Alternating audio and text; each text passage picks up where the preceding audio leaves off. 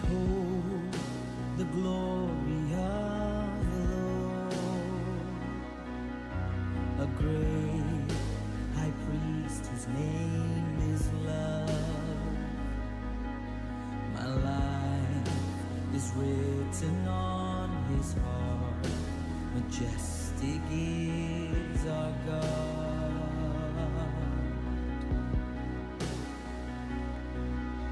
Awake my soul and bring him praise. Bow down before the Lamb of God. My soul is purchased by his blood, majestic is our God. To you our hearts are open wide, and no one here can hide from your great love. For you are worthy of it all, Christ Jesus glorified.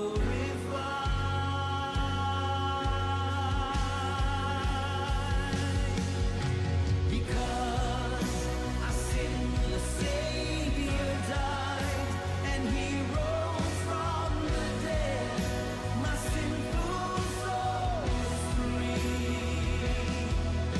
By grace and grace alone I'm saved. Christ Jesus paid it all.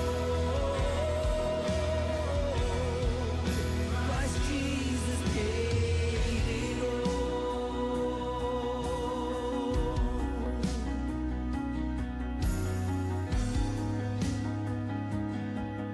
Awake my soul, awake my soul, and bring him praise. Bow down before the Lamb of God.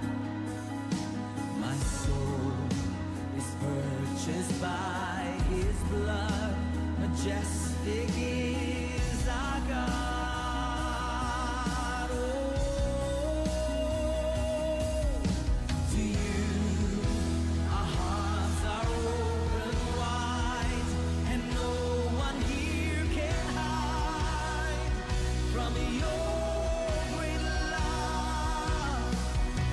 For you are worthy of it all, Christ Jesus glorified.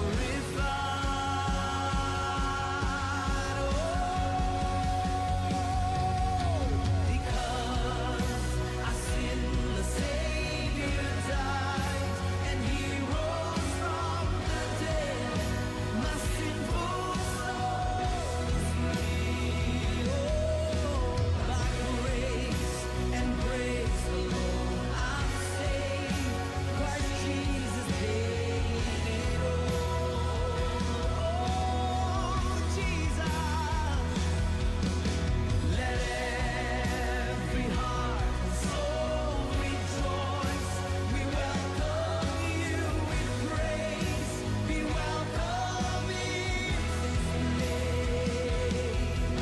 Exalt your name with highest praise. Christ Jesus glorified. Christ Jesus glorified.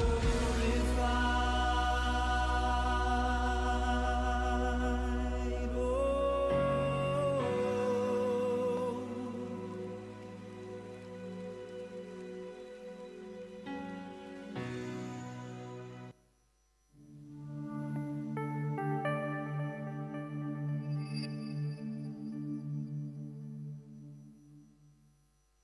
Deklarasi Kitab Mazmur pasal 91, jemaat dimohon untuk bangkit berdiri. Orang yang duduk dalam lindungan yang maha tinggi dan bermalam dalam naungan yang maha kuasa akan berkata kepada Tuhan, tempat perlindunganku dan kubu pertahananku, Allahku yang kupercayai. Sungguh dialah yang akan melepaskan engkau dari jerat penangkap burung, dari penyakit sampar yang busuk. Dengan kepaknya, ia akan menudungi engkau. Di bawah sayapnya engkau akan berlindung. Kesetiaannya ialah perisai dan pagar tembok. Engkau tak usah takut terhadap kedahsyatan malam, terhadap panah yang terbang di waktu siang, terhadap penyakit sampar yang berjalan di dalam gelap, terhadap penyakit menular yang mengamuk di waktu petang. Walau 1000 orang rebah di sisimu dan 10.000 di sebelah kananmu, tetapi itu tidak akan menimpa kamu. Engkau hanya menontonnya dengan matamu sendiri dan melihat pembalasan terhadap orang-orang fasik. Sebab Tuhan ialah tempat perlindunganmu, yang maha tinggi telah kau buat tempat perteduhanmu. Malapetaka tidak akan menimpa kamu, dan tulah tidak akan mendekat kepada kemahmu. Sebab malaikat-malaikatnya akan diperintahkannya kepadamu untuk menjaga engkau di segala jalanmu. Mereka akan menatang engkau di atas tangannya, supaya kakimu jangan terantuk kepada batu. Singa dan ular tedung akan kau langkahi, engkau akan menginjak anak singa dan ular naga. Sungguh hatinya melekat kepadaku, maka aku akan meluputkannya. Aku akan membentenginya, sebab ia mengenal namaku. Bila ia berseru kepadaku, aku akan menjawab. Aku akan menyertai dia dalam kesesakan. Aku akan meluputkannya dan memuliakannya. Dengan panjang umur akan kukenyangkan dia, dan akan kuperlihatkan kepadanya keselamatan daripadaku. Haleluya! Haleluya! Puji nama Tuhan. Jemaat Tuhan, saya persilakan untuk duduk kembali. Kita akan memulai ibadah kita.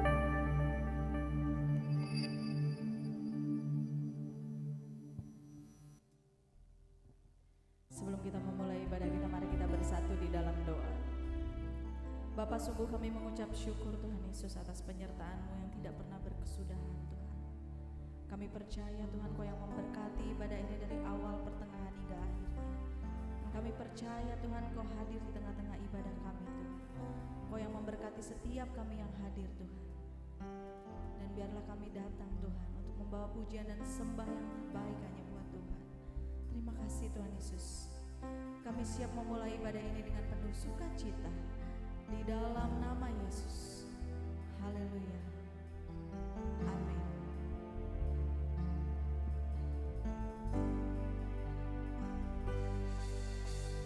Kau ada bersamaku di setiap musim hidupku. Tak pernah Kau biarkan ku sendiri.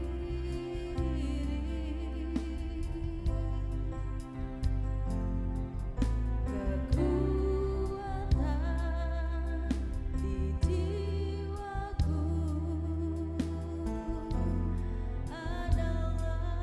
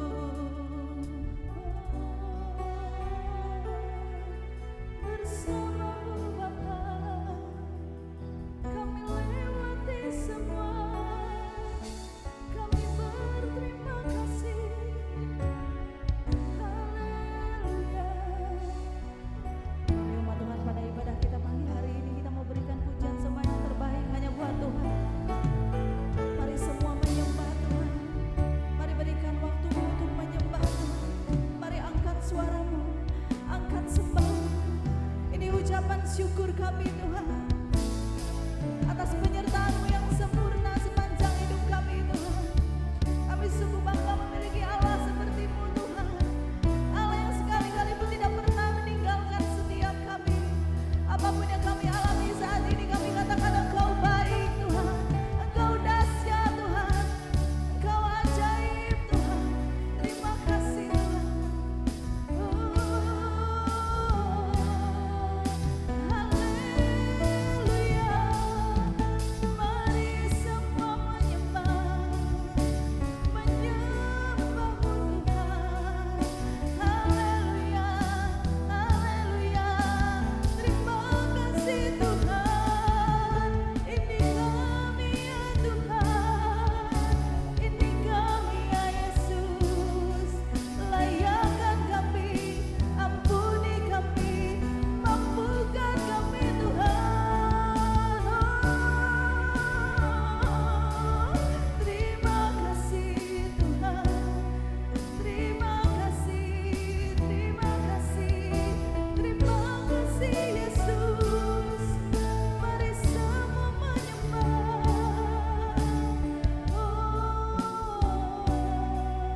Haleluya, haleluya. Ini ucapan syukur kami Tuhan, ini sembah kami Tuhan.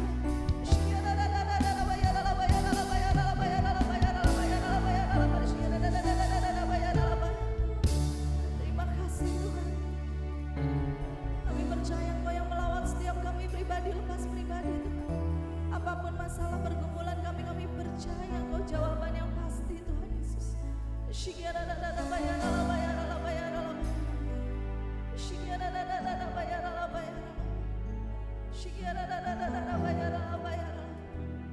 Terima kasih Tuhan.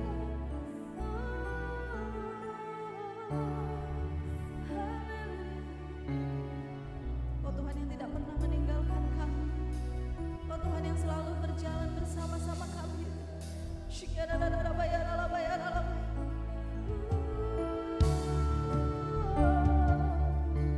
Haleluya, terima kasih Tuhan, terima kasih Tuhan. Ini kami ya Tuhan, kami rindu lawatan-Mu, kami rindu rahmat-Mu Tuhan selama-lamanya. Terima kasih Tuhan Yesus, terima kasih. Dimuliakan Engkau Tuhan Yesus, ditinggikan Engkau selama-lamanya.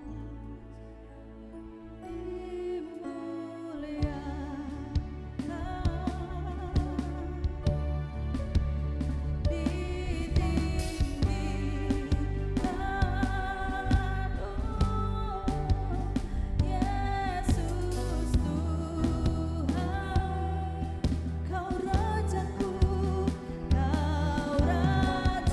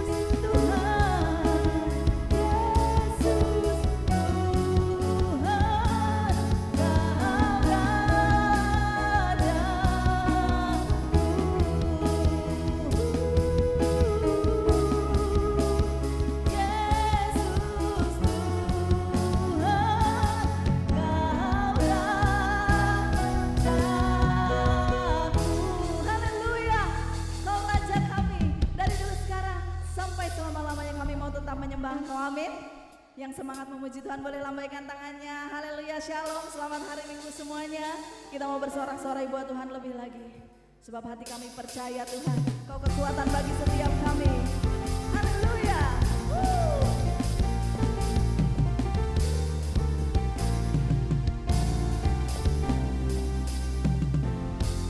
Tuhanlah kekuatan dan mazmurku.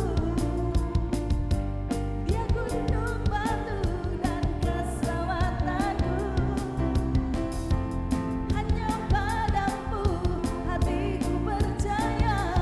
Oh, oh, oh, Kaulah menara, amin. Dan kota perlindungan. Sama-sama katakan, ku mau selalu bersyukur. Sebab cintamu padaku takkan pernah berubah. Hatiku percaya, walau bumi bergoncang, gunung-gunung beranjak, namun kasih setiamu tak pergi dari. Yes Lord.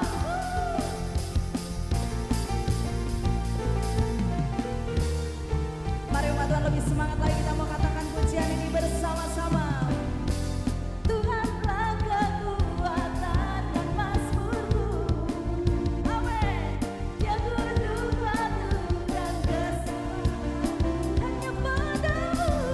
Hanya padamu hatiku percaya. Oh, oh, oh, Kaulah menara dan kota perlindungan. Ku mau selalu bersyukur. Sebab cintamu padaku takkan pernah berubah. Hatiku percaya, walau bumi bergoncang, gunung-gunung beranjak, namun kasih setiamu tak pergi dariku. Musik memuji Tuhan. Kami percaya kasih setiamu bagi setiap kami Tuhan.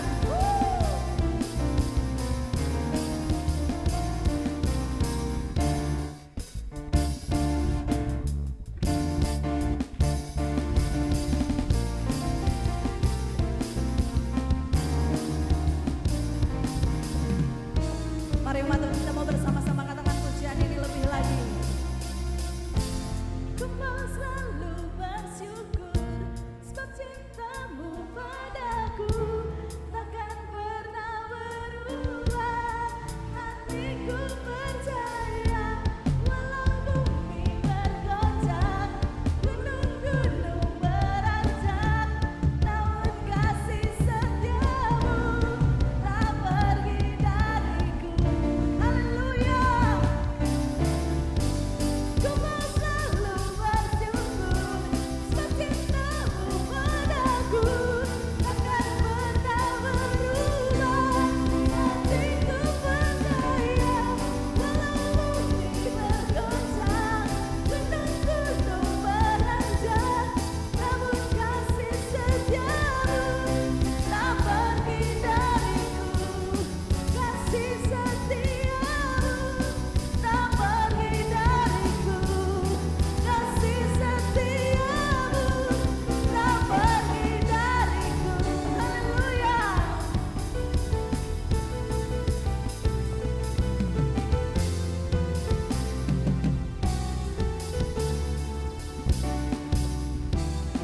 Haleluya, sorak-sorai kemuliaan buat Tuhan Yesus.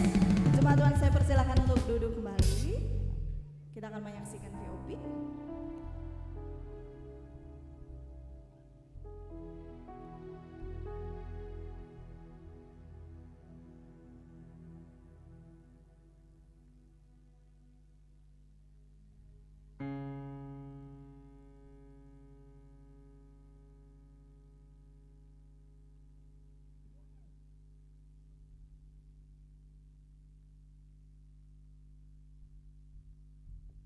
Amanat agung ini, kita telah menerima mandat untuk memuridkan sesuai dengan Matius 28 ayat 18 sampai 20a yang berbunyi, "Kepadaku telah diberikan segala kuasa di sorga dan di bumi. Karena itu, pergilah jadikanlah semua bangsa muridku, dan baptislah mereka dalam nama Bapa dan Anak dan Roh Kudus. Dan ajarlah mereka melakukan segala sesuatu yang telah kuperintahkan kepadamu. Tuhan pada hakikatnya memerintahkan kita untuk menjadikan semua bangsa murid dan bukan menjadikan semua bangsa jemaat. Namun dalam praktiknya, seringkali gereja hanya berhenti pada tahap mengumpulkan orang, bukan membentuk murid. Pada Voice of Pentecost kali ini, kita akan membahas mengenai komunitas profesional yang memuridkan. Salah satu permasalahan yang terjadi dalam kekristenan masa kini adalah memisahkan antara kehidupan rohani di gereja dengan kehidupan sehari-hari di dunia profesional, termasuk di dalam komunitas Kristen seperti kelompok sel atau kul. Kul seringkali hanya berhenti di level persekutuan dan bukan pemuritan. Akibatnya, iman tidak berbuah secara nyata dalam kehidupan. Padahal, amanat agung tidak terbatas hanya di ruang ibadah. Kata pergilah mengarah pada segala bidang kehidupan. Komunitas yang memuridkan seharusnya hadir di tempat di mana kehidupan jemaat dijalani, seperti di marketplace. Lantas, bagaimana kita dapat membangun komunitas yang memuridkan? Ada 3 langkah yang dapat dilakukan untuk membangun komunitas yang memuridkan. Langkah pertama ialah membangun komunitas yang berpusat pada Kristus dan pengajarannya. Kisah Para Rasul 2 ayat 42 mengajarkan kita bahwa fondasi utama komunitas ialah Kristus yang diberitakan melalui Injil, yakni kehidupan, kematian, kebangkitan, dan tuntutan mengikut Yesus. Tanpa pengajaran yang berpusat pada Kristus, komunitas akan menjadi aktif namun dangkal, seperti yang terjadi di banyak persekutuan profesional. Banyak komunitas profesional Kristen gagal memuridkan karena terlalu fokus pada networking, kesuksesan, atau motivasi karir tanpa menjadikan Kristus sebagai pusat. Pada akhirnya, komunitas akan kehilangan arah rohani. Maka dari itu, kita harus memastikan setiap kelompok sel digerakkan oleh visi Kristus, bukan hanya sekedar program. Kegiatan seperti komunitas doa, diskusi firman, atau mentoring rohani yang berfokus pada Kristus juga dapat dibangun di marketplace tempat kita berada. Karena ukuran keberhasilan bukan hanya dari kehadiran atau angka, tetapi juga dari transformasi karakter dan ketaatan pada ajaran Kristus. Langkah kedua, menciptakan relasi yang menajamkan, berintegritas, dan transformasional. Seperti yang dikatakan oleh Amsal 27 ayat 17, besi menajamkan besi, orang menajamkan sesamanya. Demikian juga dalam hidup berkomunitas, penajaman dan gesekan pasti terjadi untuk pertumbuhan. Hingga pada akhirnya, orang dunia pun dapat mengakui atau bersaksi bahwa kehidupan orang percaya telah mencerminkan hikmat atau kedewasaan sesuai yang terdapat dalam Kolose 4 ayat 5. Proses pemuritan tidak cukup hanya dengan dukungan emosional saja, tetapi harus mendukung perubahan karakter, integritas, dan etika hidup. Komunitas seperti inilah yang dipakai oleh Tuhan untuk membantu profesional Kristen bertahan dalam integritas, khususnya di marketplace.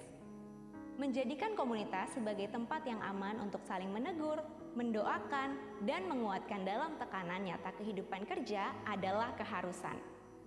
Tibalah pada langkah ketiga, yaitu memuridkan dengan orientasi pengutusan dan multiplikasi. Pola pemuritan yang sejati harus berlapis dan berkelanjutan, seperti yang Paulus katakan dalam 2 Timotius 2 ayat yang kedua, "Apa yang telah engkau dengar daripadaku di depan banyak saksi, percayakanlah itu kepada orang-orang yang dapat dipercayai, yang juga cakap mengajar orang lain." Pemuritan seharusnya tidak berhenti di ruang internal gereja, tetapi berujung pada pengutusan di dunia nyata, termasuk di marketplace. Hasilnya, dunia dapat melihat terang Kristus melalui perbuatan nyata orang percaya. Visi pengutusan menjadi hal yang penting agar tidak terjebak dalam komunitas yang stagnan dan pasif. Gereja memiliki andil dalam melatih jemaat untuk menjadikan profesi sebagai ladang pelayanan juga, agar banyak bermunculan pemimpin berkarakter Kristus di lingkup marketplace. Saudara, mari kita evaluasi. Apakah selama ini komunitas yang kita miliki sudah memuridkan? Sebab komunitas yang memuridkan sangatlah penting bagi kehidupan Kristen. Gereja yang kuat di hari Minggu tetapi lemah di hari Senin sampai Sabtu menunjukkan gagalnya pemuritan. Sebaliknya, komunitas yang memuridkan akan menghasilkan murid Kristus yang bercahaya di seluruh aspek kehidupan, termasuk di marketplace. Saudara, untuk penjelasan lebih lengkapnya dari tim teologi kami, silakan klik link yang ada di atas atau scan QR Code yang tersedia. Tuhan Yesus memberkati.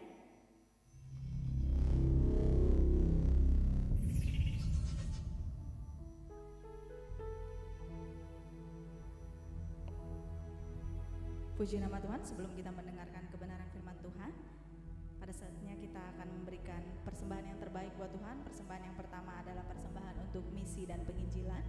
Sebelumnya mari kita bersatu di dalam doa. Tuhan, kami sungguh mengucap syukur Tuhan atas semua yang telah Kau percayakan pada kami sampai saat ini.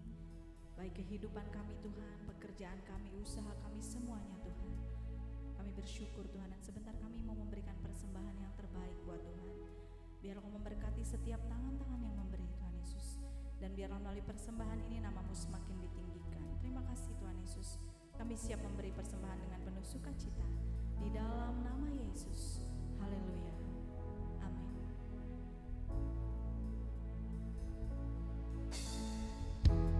Ku menyembah dalam kudus hadirat-Mu. Hampiri tata kasih karunia-Mu Bapa.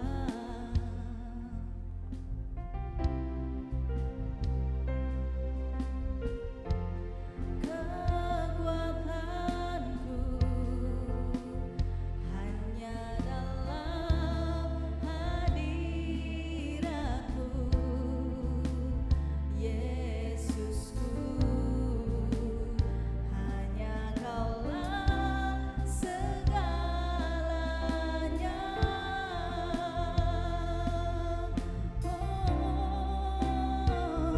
Ku yakin Kau hadir di sini. Ku rasakan kuasa yang tak terbatas. Ku yakin Kau nyata di sini. Kemenangan terjadi di sini. Kami mau datang menyembah-Mu Tuhan. Mari bersama-sama umat Tuhan naikkan. Ku menyembah. Ini suara anak-anak-Mu Tuhan. Yes Lord.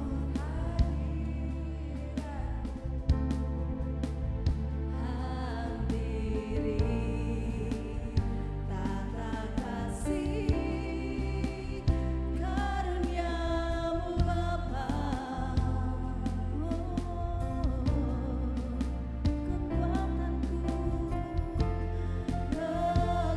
Kekuatanku hanya dalam hadirat-Mu, Yesusku. Hanya Kaulah segalanya.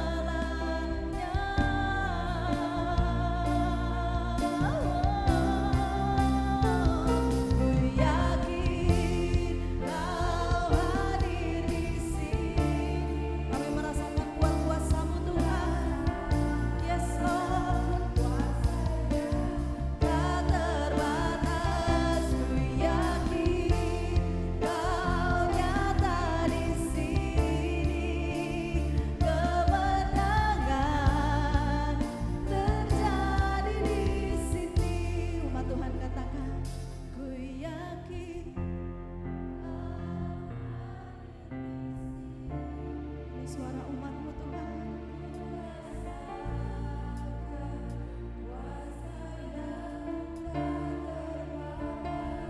Ku yakin Kau nyata di sini.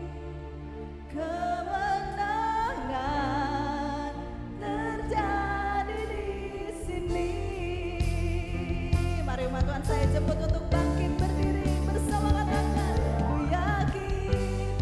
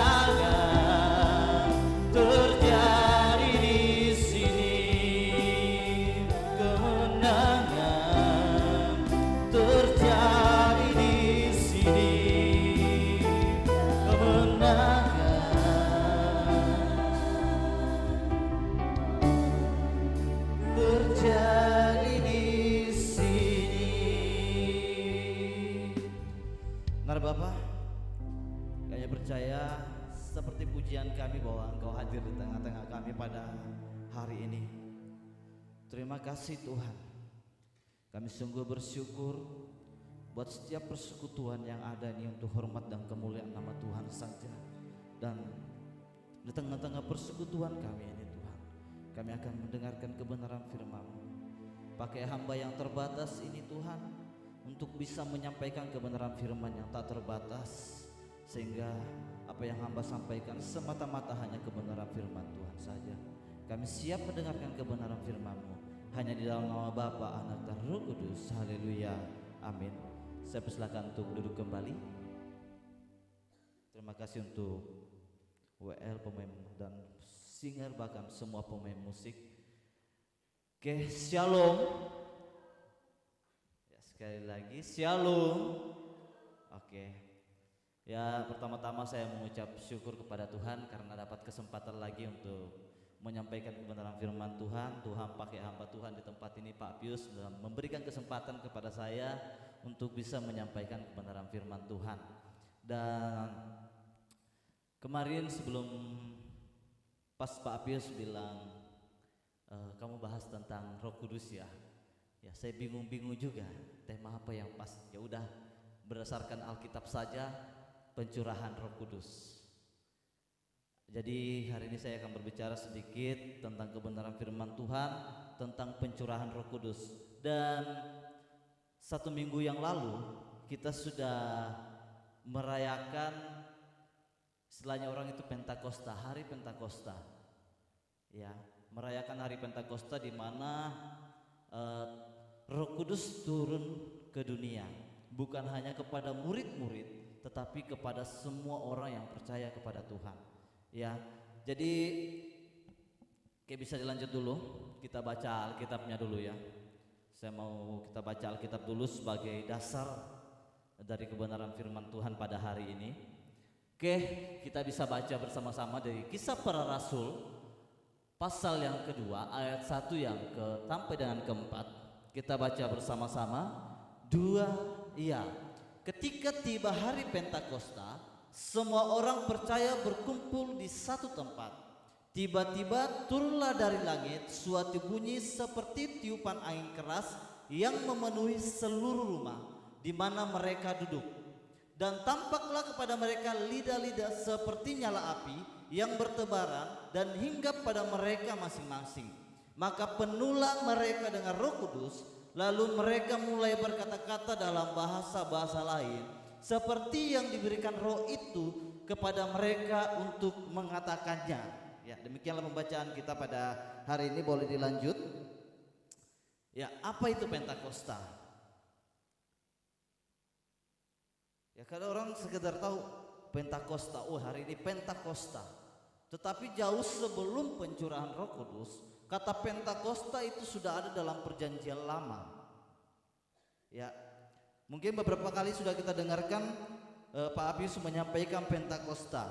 Ya, Pentakosta dalam perjanjian lama ya, yaitu hari raya untuk memperingati turunnya perintah Tuhan. Jadi Pentakosta di zaman PL, hari raya untuk memperingati turunnya perintah Tuhan di Gunung Sinai. Ya, yang kedua, perayaan syukur atas hasil panen di setiap tahun. Dan yang paling sering dirayakan juga adalah dirayakan hari 50 setelah Paskah, yaitu setelah bangsa Israel keluar dari tanah Mesir. Itu Pentakosta yang ada di perjanjian lama. Oke, next, Pentakosta dalam perjanjian baru. Ya, dengan baca di sini. Hari raya untuk memperingati pencurahan Roh Kudus yang terjadi 50 hari sesudah kebangkitan Tuhan Yesus Kristus. Ya, 10 hari setelah kenaikan Yesus ke surga. Jadi 40 hari ya Tuhan Yesus bangkit. Itu ada 40 hari, dan setelah itu ditambah 10 hari setelah Tuhan Yesus naik ke surga. Jadi pas 50 hari. Jadi ini sangat relevan perjanjian lama dengan perjanjian baru, sama-sama 50. Ya, perayaan yang ke-50. Jadi momen Pentakosta merupakan momen di mana gereja dilahirkan. Ya, momen Pentakosta itu adalah momen di mana gereja dilahirkan. Ya, jadi oke, bangsa Israel. Bangsa Israel secara kita berbeda dengan bangsa Israel. Bangsa Israel adalah bangsa pilihan khusus. Sedangkan kita ini adalah ya seperti pohon. Kita ini bangsa Israel itu dipotong sementara, kemudian kita ini cuma dicangkokkan untuk menerima keselamatan itu ya. Jadi momen di mana gereja dilahirkan, momen di mana orang-orang diperlengkapi dengan kuasa Allah yang Maha Tinggi. Tanpa pencurahan Roh Kudus, murid-murid tidak bisa menjadi saksi yang berani dan efektif. Ya, sebelum pencurahan Roh Kudus apa yang terjadi? Petrus menyangkal, mereka semua takut. Itu nyata. Ya, tidak akan mampu melayani Tuhan dan menghadapi tantangan yang berat yang mereka jalani.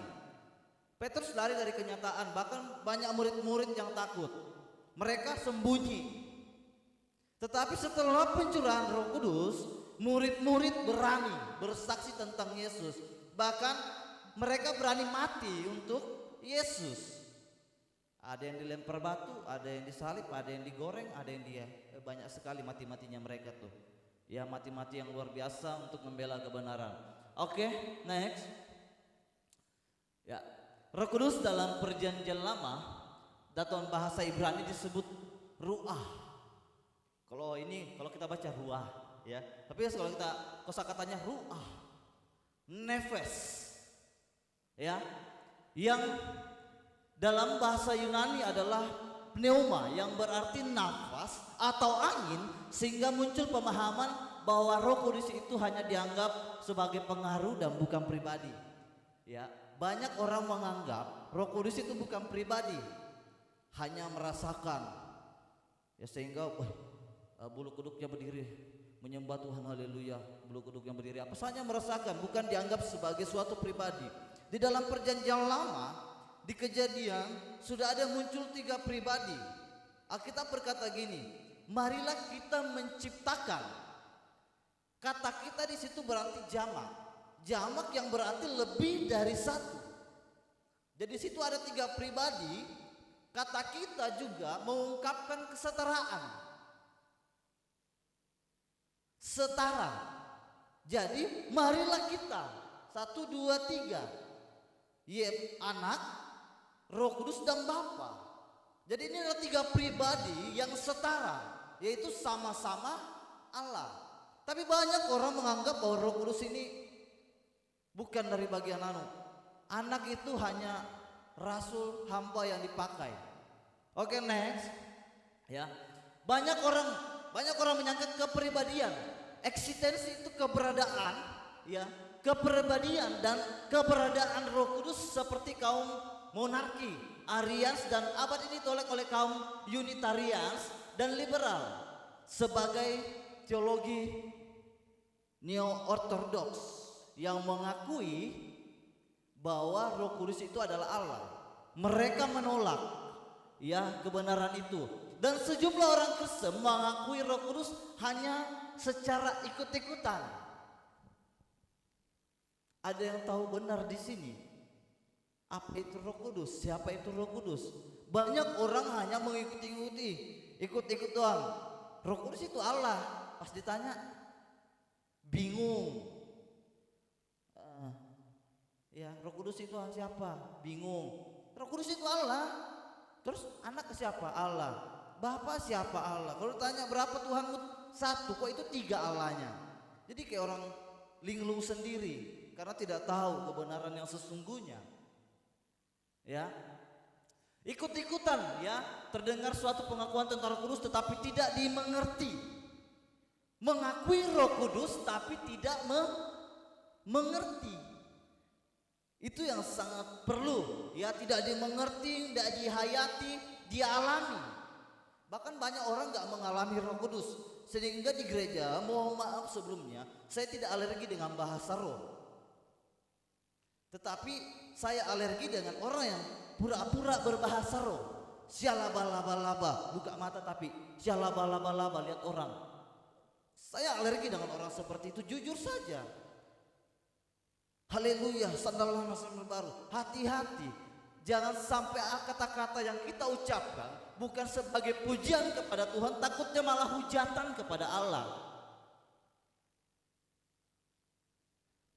Haleluya, syalabalaba syikis, syalabalaba syana. Mama saya seorang Pantekosta, kalau bahasa roh itu menyala.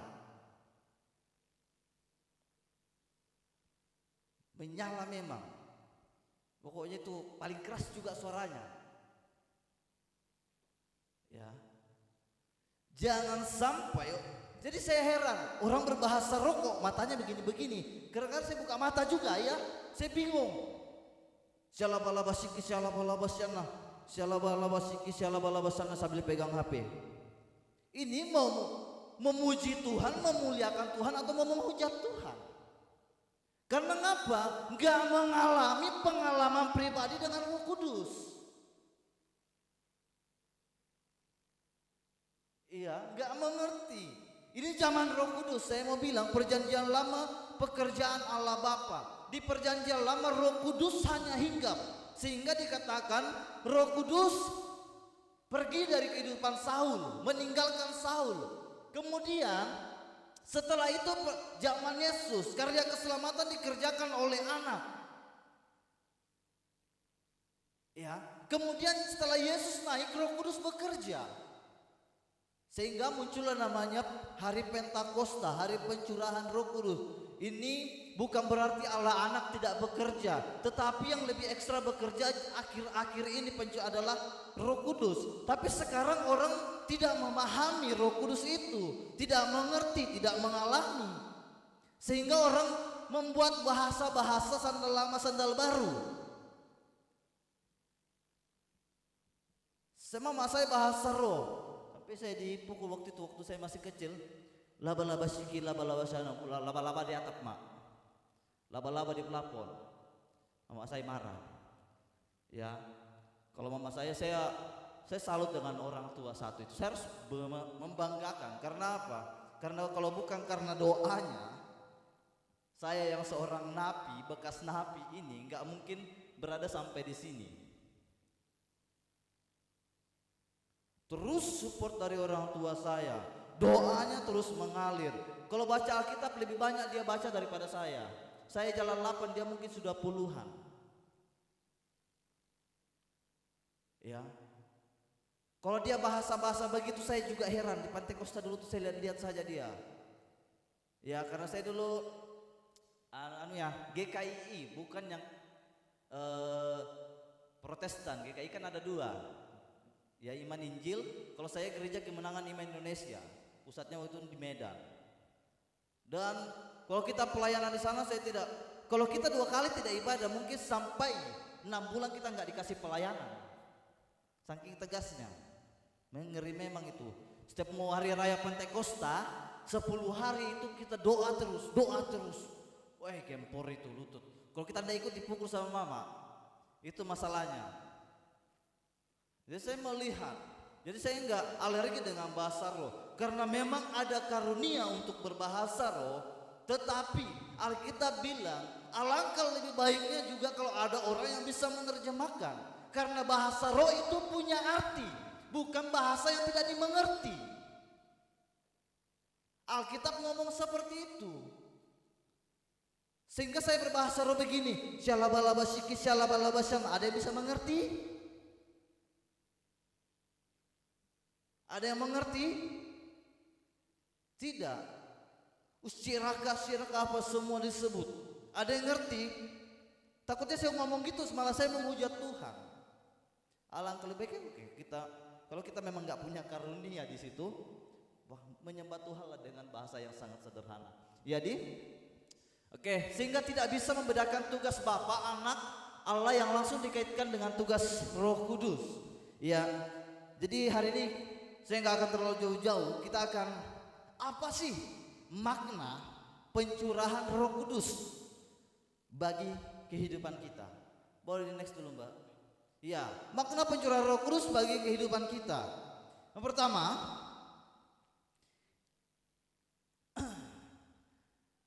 Iya. Saya udah pakai ini nggak ngerti juga saya nanti ya. Ya. Ya, ya. Jadi makna pencurahan Roh Kudus bagi kita, hidup kita dipenuhi Roh Kudus. Kalau nggak ada pencurahan Roh Kudus, bagaimana kehidupan kita bisa penuh dengan Roh Kudus? Oh, nggak ada pencurahan Roh Kudus. Kita mau mandi nggak ada airnya, mana bisa mandi? Jadi maknanya yang pertama adalah hidup kita dipenuhi oleh Roh Kudus. Roh Kudus ini apa? Untuk mengisapkan kita. Jadi kita baca dulu Kisah Rasul pasal 2 ayat yang keempat, saya akan bacakan bagi kita semua. Maka penuhlah mereka dengan Roh Kudus, lalu mereka mulai berkata-kata dalam bahasa lain, seperti diberikan Roh itu kepada mereka untuk mengatakannya. Pencurahan Roh Kudus terjadi supaya kita bisa dipenuhi oleh Roh Kudus. Karena tidak ada orang yang bisa penuh dengan Roh Kudus kalau tidak ada pencurahan Roh Kudus. Ya. Saya baca lagi Yohanes 14:26 sampai 28, next. Ya. Tetapi penghibur yaitu Roh Kudus yang akan diutus oleh Bapa dalam namaku, Dia yang akan mengingatkan kamu akan semua yang telah Kukatakan kepadamu. Jadi Roh Kudus itu adalah roh penghibur. Jadi kalau hari-hari ini masih banyak yang sedih-sedih tanda tanya, ada Roh Kudus dalam hidupnya. Karena roh menghibur. Roh itu menghibur. Kalau setiap hari hanya ada duka cita, muka murung, tanda tanya. Ya. Damai sejahtera Ku tinggalkan bagimu, damai sejahtera Ku berikan kepadamu, dan apa yang Ku berikan tidak seperti yang diberikan oleh dunia ini kepadamu. Janganlah gelisah dan gentar hatimu, damai. Jadi kalau hari-hari ini kita masih enggak merasa damai, jadi tanda tanya.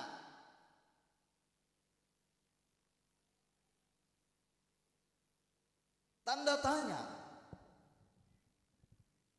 Gelisah terus, enggak ada kedamaian dalam hidup. Bisa saja ada Roh Kudus di dalam, tapi kita enggak ada hubungan, relasi dengan Roh Kudus itu. Ya. Kemudian kamu telah mendengar bahwa Aku telah berkata kepadamu, Aku pergi, tetapi Aku akan datang kembali kepadamu. Sekiranya kamu mengasihi Aku, kamu tentu akan bersukacita, karena Aku pergi kepada Bapa, sebab Bapa lebih besar daripada Aku. Oke, next. Ya jadi sudah kedua. Ya, yang kedua, pemberian kuasa bagi orang percaya.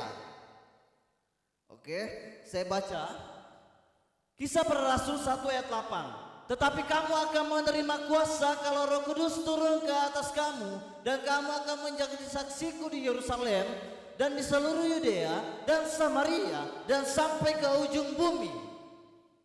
Kamu akan menerima kuasa. Kuasa adalah untuk menjadi saksi Kristus. Kalau ada yang tanya, agama apa? Bingung, pelan-pelan Kristen.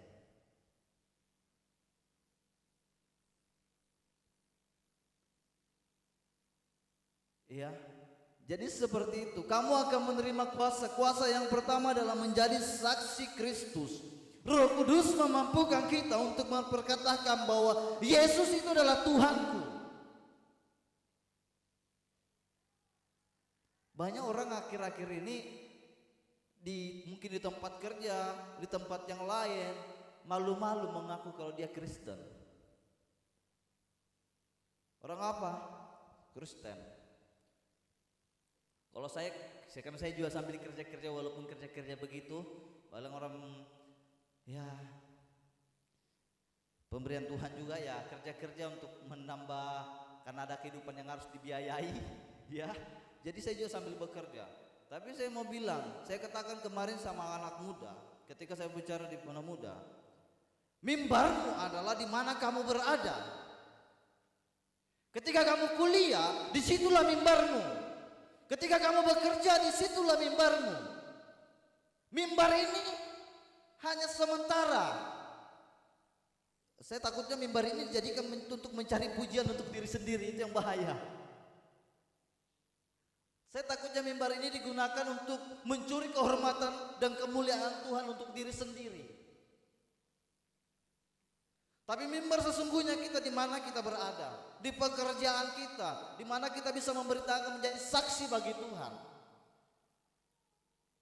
Ya walaupun disuruh hari ini harusnya tutup buku ya, suruh masuk masuk aja, saya alfa aja, saya bilang. Karena apa? Ini soal siapa yang menjadi prioritas dalam kehidupan saya. Ini menjadi siapa yang menjadi prioritas dalam kehidupan Bapak Ibu. Apakah itu Tuhan atau yang lainnya? Ya. Jadi pemberian kuasa bagi orang percaya ya. Jadi Roh Kudus memampukan setiap orang percaya untuk menjadi saksi Kristus. Sebelum murid-murid dipenuhi Roh Kudus, murid-murid mempunyai perasaan takut dan khawatir. Siapa yang hari-hari ini khawatir? Saya juga biasa khawatir. Saya juga biasa takut.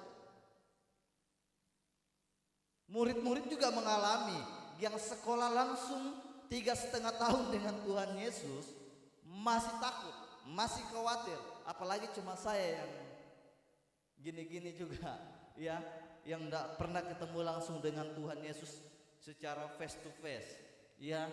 Namun ketika mereka dipenuhi Roh Kudus, mereka memiliki kuasa dari tempat maha tinggi. Mereka memiliki karunia Allah, kuasa surgawi, yaitu kuasa Tuhan atau yang disebut dengan dinamis, dinamo.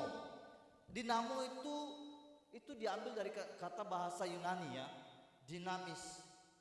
Sehingga biasanya kalau di mobil-mobil Tamiya itu ada penggeraknya dari dalam yang disebut dengan dinamo. Iya kan? Mobil-mobil mainan tuh ada dinamonya.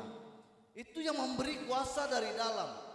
Jadi Roh Kudus yang ada dalam kehidupan kita itu yang memberikan kita kuasa untuk bergerak, untuk memampukan kita menjadi saksi Kristus, untuk bisa melewati tantangan-tantangan yang ada di dunia. Ya, itu kuasa dari dalam. Kuasa dari dalam yang memampukan kita, yang menolong mereka untuk melakukan dan mengerjakan tugas pelayanan. Jadi kalau kurang persekutuan dengan Roh Kudus, kemudian dia menyala-nyala melayani Tuhan. Kalau kurang doa, kurang baca Alkitab, kemudian dia menyala-nyala pas di mimbar, saya bertanya-tanya, orang ini cari muka atau apa? Saya harus tegas mengatakan, saya tidak pernah basa-basi soal kebenaran firman Tuhan. Kalau kau sakit-sakitlah situ.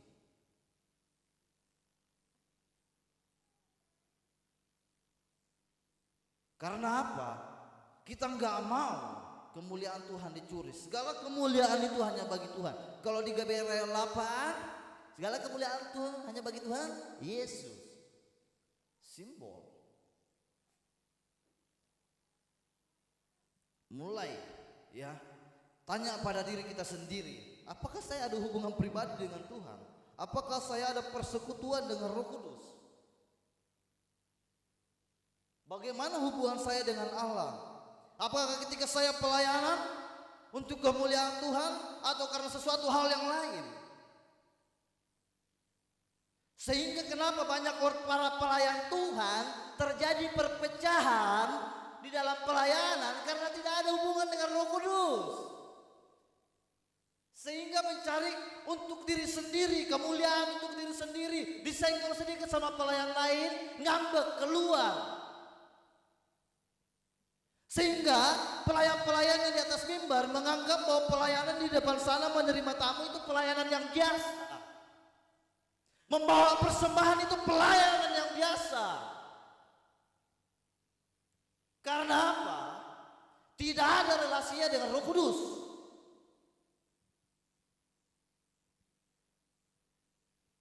Makanya saya bilang, saya juga biasa terima tamu depan sana. Saya di sini melayani Tuhan. Saya bawa persembahan juga. Kalau kotor-kotor juga saya sapu. Tetapi mungkin beberapa orang melihat, oh ini tukang sapu. Nggak apa-apa. Tapi saya mau bilang, kalau masih ada yang seperti itu, merasa pelayanannya lebih besar daripada yang lain, hati-hati kau sedang curi kemuliaan Tuhan. Karena saya harus katakan itu dengan tegas. Ya, saya harus katakan itu dengan tegas. Supaya apa? Ya, firman Tuhan itu jangan dikasih susu terus. Ya, jangan dikasih susu terus, dikasih kata-kata yang enak, dikasih engkau diberkati. Haleluya, haleluya. Terima kasih Tuhan. Engkau akan menjadi kepala dan ekor. Haleluya, haleluya. Terima kasih Tuhan. Tapi hati-hati kalau engkau curi kemuliaan Tuhan, engkau tidak akan menjadi kepala, engkau akan menjadi ekor terus. Kalau kau akan mencari pelayanan untuk kemuliaan dirimu sendiri, engkau tidak akan menjadi kepala, ekor terus. Engkau akan semakin turun dan bukan naik. Di dalam Alkitab selalu ada berkat dan kutuk. Dan itu dua-duanya setara. Kalau engkau setia kepada Tuhan, firman Tuhan berkata engkau akan semakin naik dan bukan turun. Kalau engkau tidak taat kepada Tuhan, engkau akan semakin turun dan bukan naik.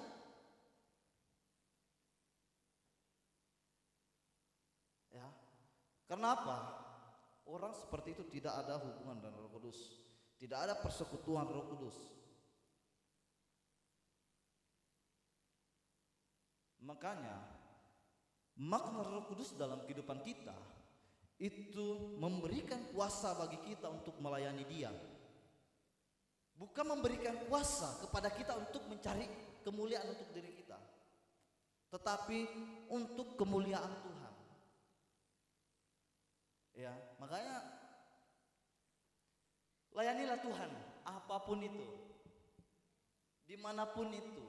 Ada pujian ngomong gini, saya suka melayani Tuhanku bukanlah kesempatan dalam hidupku, melayani Tuhanku adalah keharusan dalam hidupku, sekalipun di dunia ku tak mendapatkan apa-apa.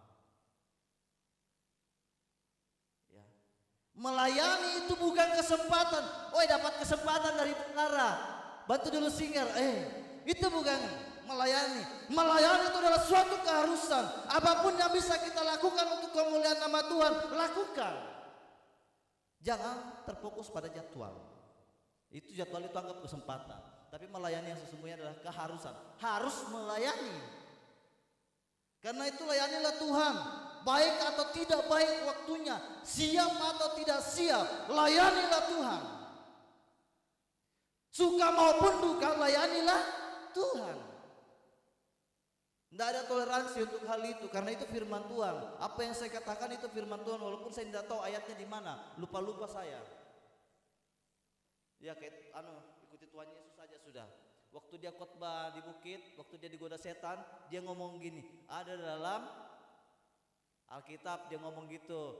Ya, janganlah mencobai Tuhanmu, dia tidak sebut ayat kok di situ. Jadi saya juga nggak sebut ayat lah, soalnya saya lupa. Ya. Jadi kita dikasih kuasa untuk melayani Tuhan, untuk bersaksi tentang Tuhan. Ya, itu kuasa yang diberikan kepada kita. Jadi kemudian ya, kita sudah lihat Roh Kudus yang awalnya takut, mereka mempunyai keberanian untuk melayani Tuhan, untuk bersaksi, untuk melakukan pekerjaan Tuhan, untuk membedakan mana yang baik. Kita memang tinggal di dunia ini, tapi bukan berarti kita harus sama dengan dunia ini. Roh Kudus membedakan kita orang kerajaan surga, bukan kerajaan dunia ini. Karena dunia ini hanya sementara. Alkitab berkata bahwa di dunia ini hanya tempat sementara, kemah itu tempat sementara, tapi sesungguhnya tempat kediaman kita adalah di surga. Kita adalah warga kerajaan Allah.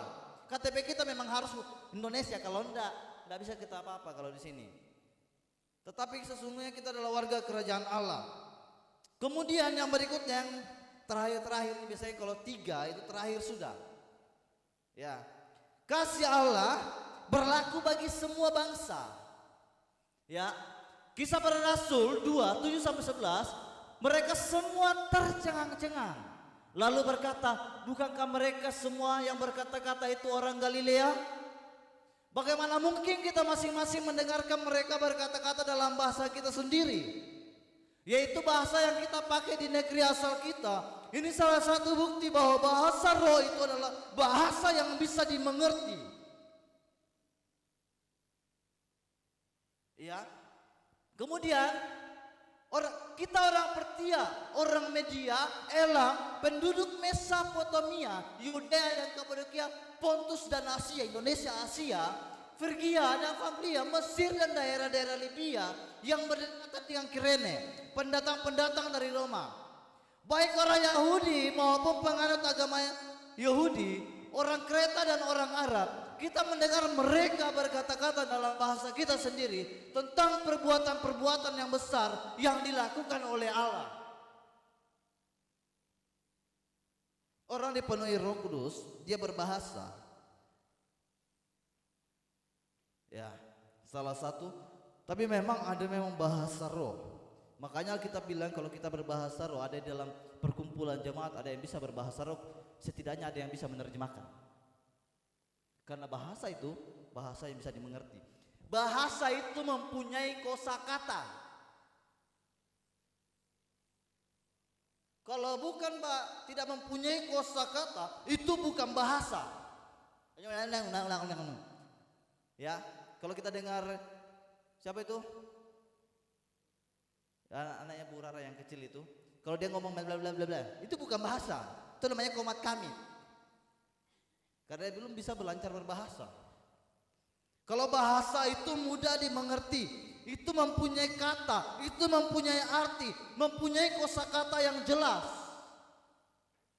Itu bahasa. Ya. Kasih Allah berlaku bagi semua bangsa. Makna pencurahan Roh Kudus adalah kasih Allah berlaku bagi semua bangsa. Karya Roh Kudus menunjukkan Tuhan mengasihi semua orang dari segala bangsa melalui pencurahan Roh Kudus. Ya, karena waktu itu Tuhan Yesus hanya datang di mana? Di bangsa Israel sana ya. Ya, tapi bukan berarti Tuhan Yesus itu hanya buat mereka saja. Ya, karena waktu itu Tuhan Yesus nggak mungkin keliling-keliling semua sampai seluruh dunia. Jalan kaki keliling-keliling.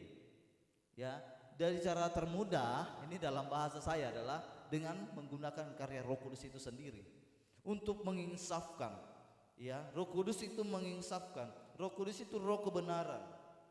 Ya. Jadi bicara murid mengetahui bahwa karya kedatangan Tuhan Yesus, next dulu itu, sekali baca. Ya.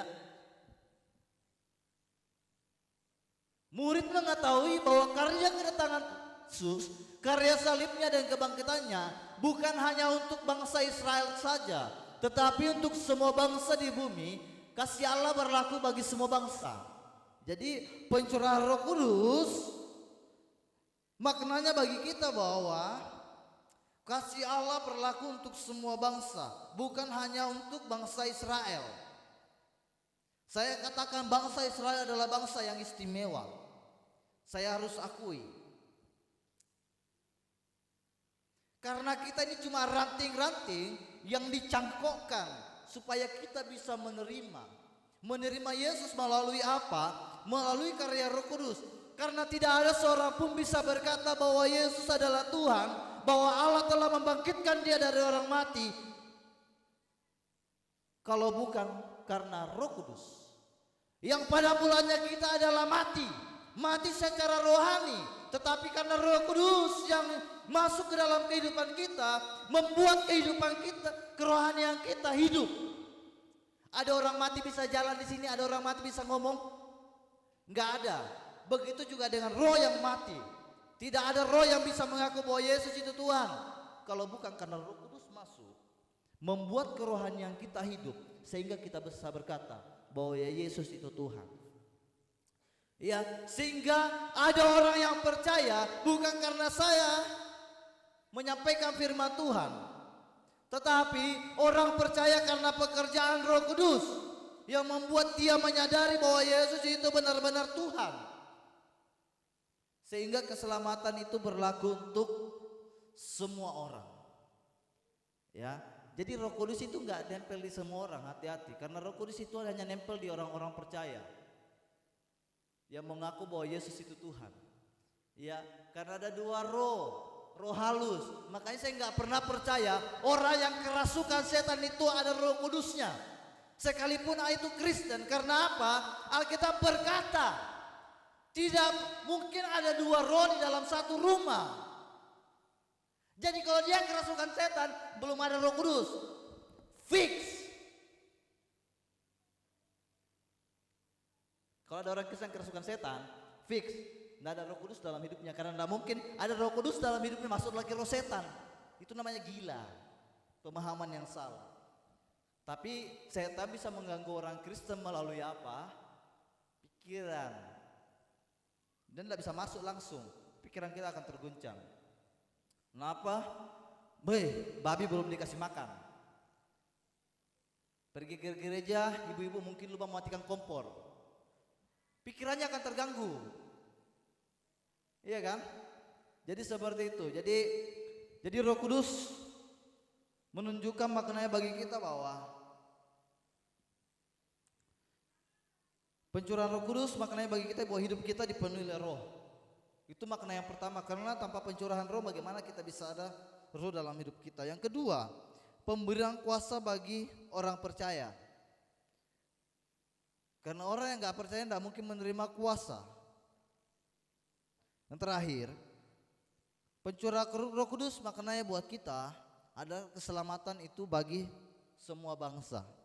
Ya, jadi itu saja kebenaran firman Tuhan yang bisa saya sampaikan. Jadi teruslah bangun hubungan dengan Tuhan. Ya.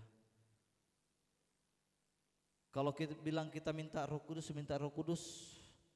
sekalipun kita minta, jadi saya juga kurang soal minta Roh Kudus. Roh Kudus itu keselamatan itu grace, anugerah. Dan yang bisa memberikan kita itu adalah Roh. Ketika Roh Kudus masuk dalam hidup kita, itu adalah materai bahwa kita adalah anak-anak Allah. Tanpa Roh Kudus dalam kehidupan kita, kita bukan anak-anak Allah. Roh Kudus adalah materai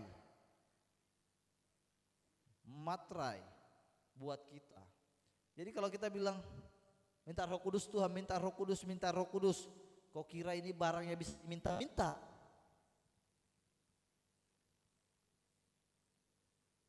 Roh Kudus sudah ada dalam kehidupan orang percaya.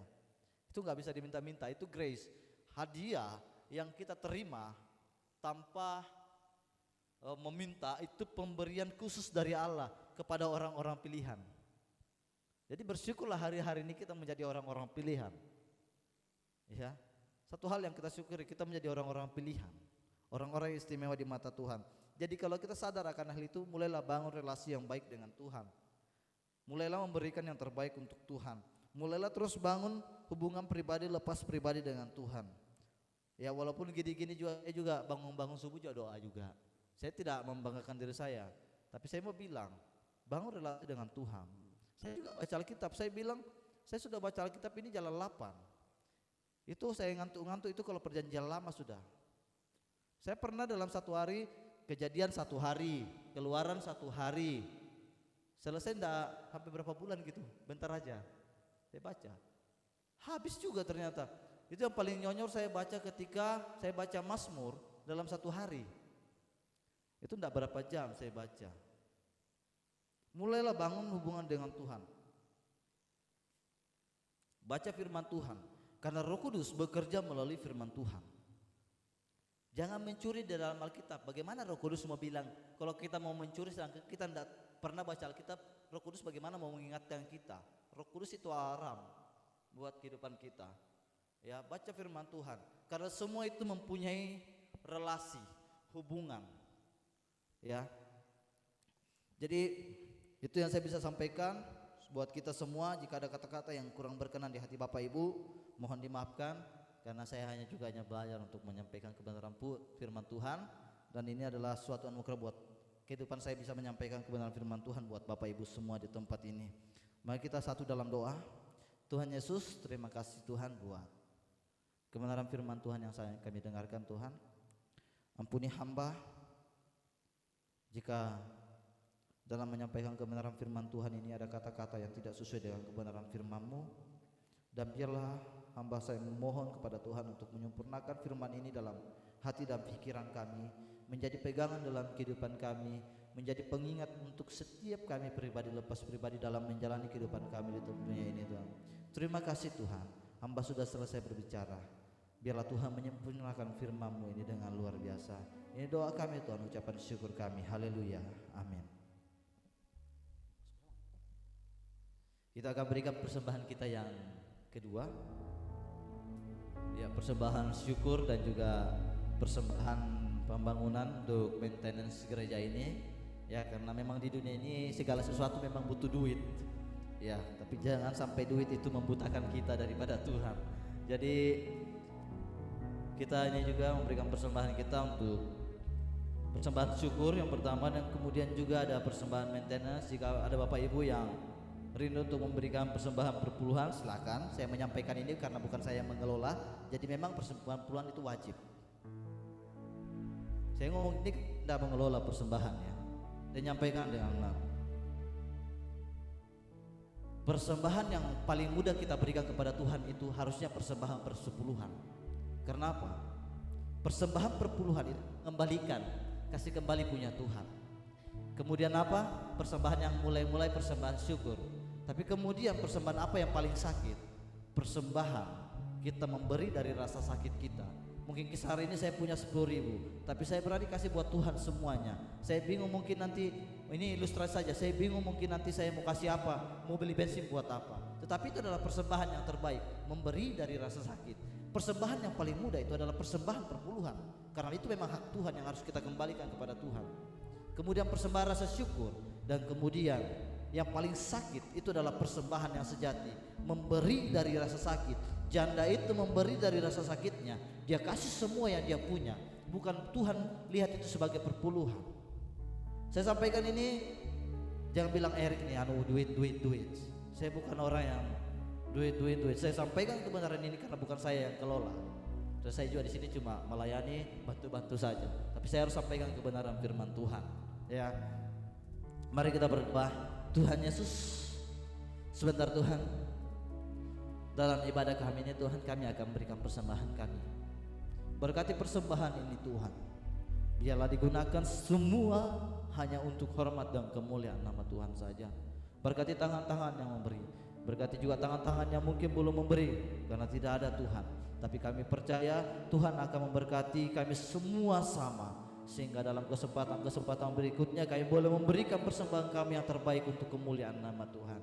Kami siap memberikan persembahan kami Tuhan, hanya di dalam nama Bapa, Anak dan Roh Kudus. Haleluya, amin.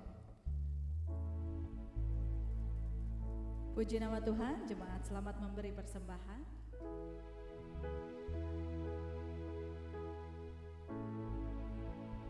Ku bawa korban syukurku ke tempat kudus-Mu Tuhan.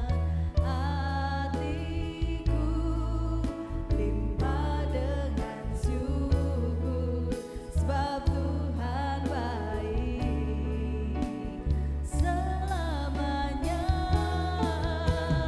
Ku bawa korban syukurku ke tempat kudus-Mu Tuhan. Hatiku limpah dengan syukur, sebab Tuhan baik. Oh, sebab Tuhan baik. Puji nama Tuhan. Yang diberkati oleh kebenaran firman Tuhan boleh lambaikan tangannya. Haleluya, saya percaya kita semua diberkati pada pagi hari ini, amin. Untuk pengumuman tambahan, ibadah raya kedua nanti sore jam 6:30 malam kita akan dilayani oleh Bapak Pendeta Agus Ranu. Bagi Bapak Ibu mungkin yang mau hadir kembali boleh, atau mungkin boleh menginformasikan kepada teman-teman yang belum beribadah di ibadah raya 1. Puji Tuhan, kita akan mengakhiri ibadah kita pada pagi hari ini. Semua jemaat Tuhan saya jemput untuk bangkit berdiri. Terima kasih Tuhan Yesus, kami sungguh diberkati Tuhan pada pagi hari ini.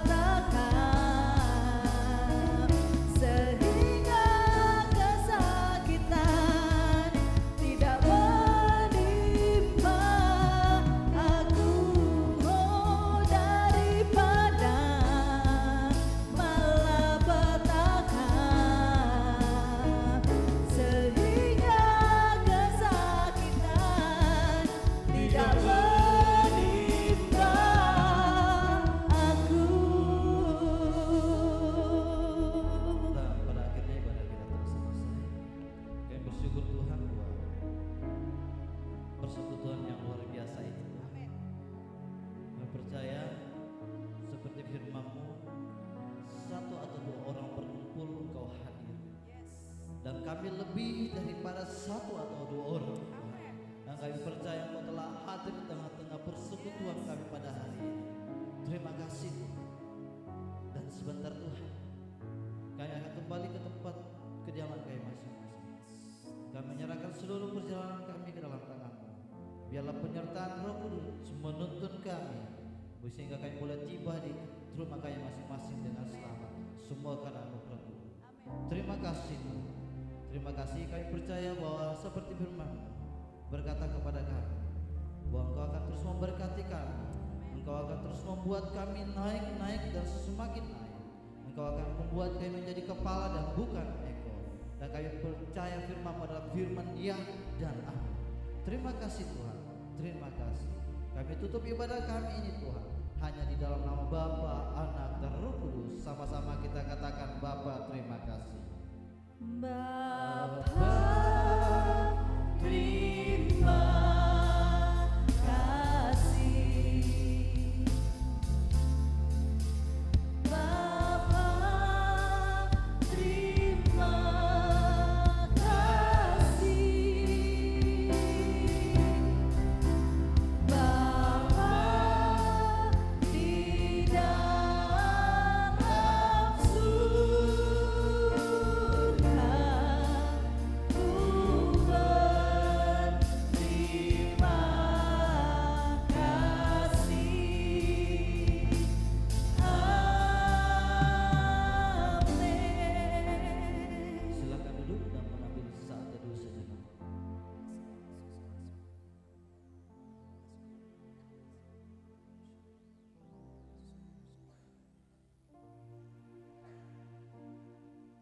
Puji nama Tuhan, ibadah kita sudah selesai. Selamat hari Minggu, Tuhan Yesus memberkati kita semuanya.